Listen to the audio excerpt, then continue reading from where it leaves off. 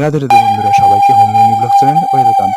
তো আগে তো আপনাদের সঙ্গে শেয়ার করেছি কীভাবে লোকনাথ বাবাকে সাজিয়েছি, তো এখন শেয়ার করছি। তো এখন পুরোহিত মশাই এসেছে, তো এখন ঘট বসিয়ে নিচ্ছে।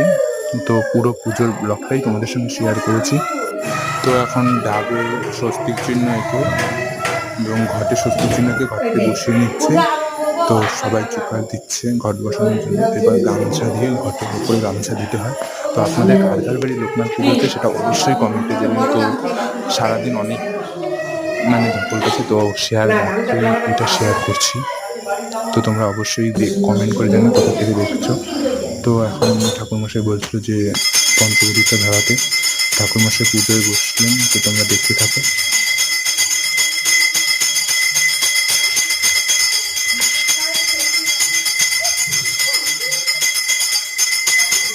তো তোমরা অবশ্যই কমেন্ট করে জানিও যে লোকনাথ পুজোয় কোন কোন ফুল এবং কোন কোন ফুল লাগে। বেসিক্যালি সাদা ফুল এবং সাদা জবাও চলে, লাল ফুল ছাড়া মানে সব ফুলই চলে।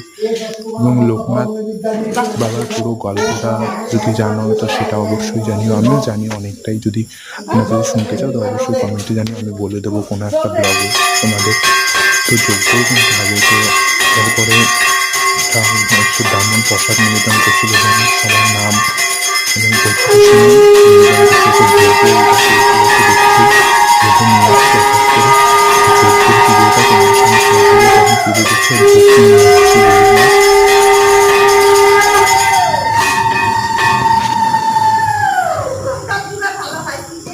তো আমাদের বাড়িতে এরকম পুজো হয়।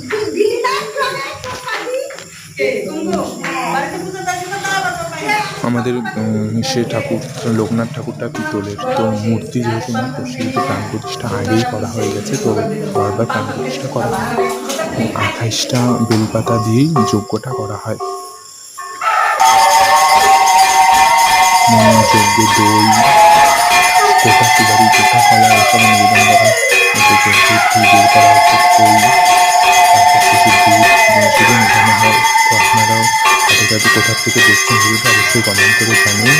রাধে রাধে, সবাই ভালো থেকে সুস্থ থেকে।